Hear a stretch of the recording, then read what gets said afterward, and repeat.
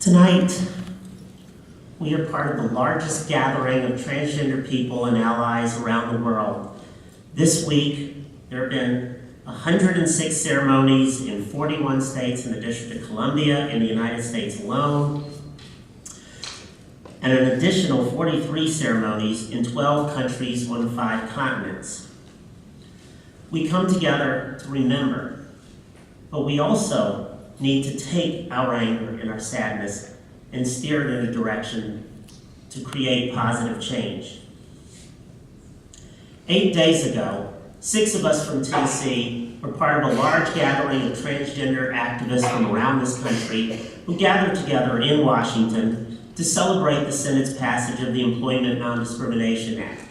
There we honored our lead Senate sponsor, Jeff Merkley of Oregon. We also honored Dr. Melissa Harris-Perry of MSNBC for being one of the few journalists in the national media who is consistently trans-inclusive in everything she says and does. We also honored our first 3 openly transgender presidential appointees in the history of this country. We are making progress. Earlier this year, we passed the Trans-Inclusive Violence Against Women Act, signed into law by President Obama, and it is the second trans-inclusive law ever to become law in this country, along with the Shepherd-Bird Hate Crimes Act of 2009.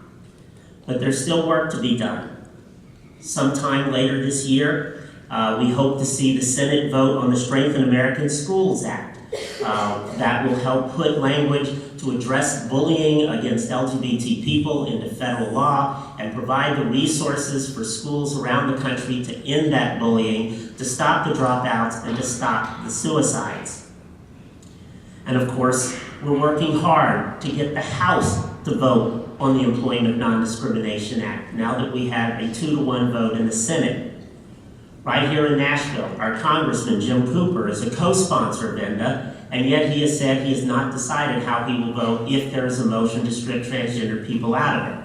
If you live in the 5th Congressional District, we urge you to contact Congressman Cooper and tell him he must support all of ENDA as written and not permit any vote to pass, or at least not vote in any motion that would allow transgender people to be stripped from ENDA. And of course, if you live in any other congressional district in Middle Tennessee, it's imperative that you get to your congressman, whoever they may be, and tell them to support ENDA, and so we can end discrimination and give transgender people across the state, across this country, the right to have gainful employment so that they can come out of the closet without fear of losing their jobs, losing their income, losing their access to health care. At the state level, there, of course, while we have the federal hate crimes law, only 12 states, along with the District of Columbia, have state laws that ban hate crimes against transgender people. Tennessee is not one of those states. We do have a transgender hate crimes bill introduced in the Tennessee General Assembly that would add the words gender identity or expression to the Tennessee Hate Crimes Penalty Enhancement Act of 2000, which left transgender people out at that time. We urge you to work with us to help pass that legislation when the Tennessee General Assembly returns in January. We also have, along with several other coalition partners, the Dignity for All Students Act, which would also add gender identity or expression as well as sexual orientation to the state's anti-bullying, anti-harassment policy to put an end to the bullying and harassment of LGBT youth in Tennessee schools.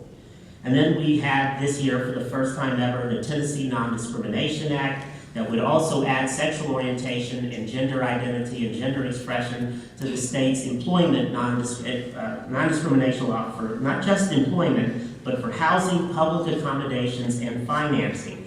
This is a critical element because, as we have learned over the past year, across this entire state, there are 4 homeless shelters open to transgender people, and all 4 are located in Davidson County. That means in the rest of the other 94 counties, transgender people who are homeless because they cannot get jobs and cannot find a place to live do not have any place they stay in the event of emergency, whether it's because of domestic violence, whether it's because of a loss of jobs or anything else. And we need your help to pass this law and to work with us to change hearts and mindsets. And for those of you specifically who do not live in Davidson County, we need to change local laws and local policies to ban discrimination in the workplace, and most importantly, to make sure our schools are safe so that LGBT youth do not drop out or do not commit suicide. Metro Nashville and Putnam County are the only two school systems in Middle Tennessee that have fully inclusive anti-bullying, anti-harassment policies. It's time for every other school district, not just in Middle Tennessee, but from the Smoky Mountains to the Mississippi River, to do the same. We need to get all the...